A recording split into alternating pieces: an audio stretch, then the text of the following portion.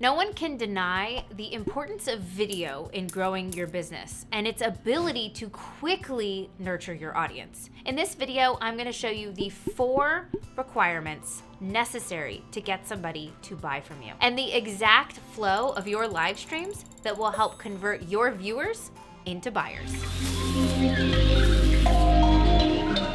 Live streams can be great for your Facebook page and also for your Facebook groups. Now, we often think that Facebook Lives are only useful for a certain amount of time before they stop getting engagement, but I'm going to show you one simple trick to help you breathe new life into your Facebook Lives. But first, let's hop into the 4 requirements in order for someone to make a purchase and the exact video flow. Number 1, you have to be able to state exactly what problem you're solving, and they have to agree they have that problem. Number 2, you have to agree that you are the one to solve that problem, which means they have to believe that you have the credentials, the background, or the knowledge in order to solve that problem. Number 3, you have to be able to show them that they are going to get a particular result that you can provide and that they want. And number 4, you have to make solving that problem now a priority. If you can get all these 4 requirements down within your live stream, then you are well on your way to getting them to say yes to buying your products and services. So what does your live stream actually look like? Here's the exact video flow. Your first few, maybe 30 to 60 seconds, are going to be you just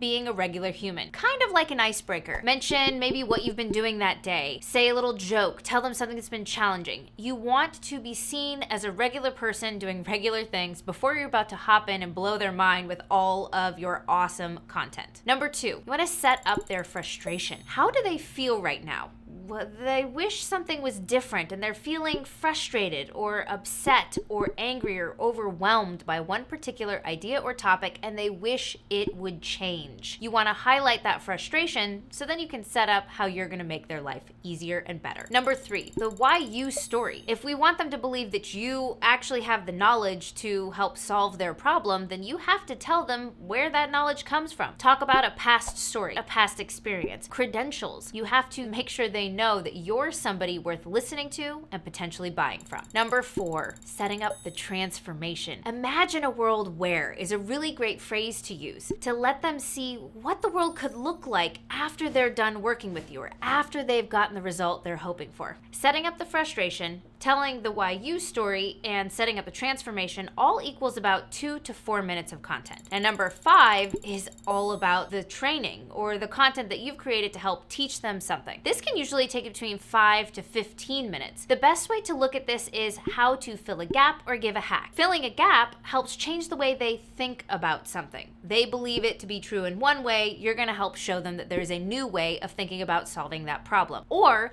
you can give a hack. That is a much more tactical way of showing them how to do one particular thing, say, use live streams to get clients. Number 6, the why now. We have to get them to believe that solving that problem now is really important, because if they wait, they pay more for a product or they have to spend more time. When you don't have scarcity, tell them that if they wait, this is what life's going to look like. Your life is going to be the same way it is now. You're going to feel those same frustrations you feel now, and nobody wants that. You've got to frame the why now to make solving the problem a priority. Then you end with that CTA, that call to action, where you tell them what to do next. You want them to get on a call with you, click and look at a sales page, message you a particular word so that you can engage and message back. A CTA is really important to help finish out that live stream to ensure that they move from viewer to client. And that why now and that CTA, that's about 1 or 2 minutes, which gives you about a 20-minute live stream. Now, before I hop into the one trick that's going to help you extend the life of your live streams, here's 3 things I want you to watch out for. Number 1, make sure that you don't make people feel like they're not smart enough. That's why we start with making you human and not making you perfect. Make sure that you don't talk down to people. Be inclusive, welcome their comments,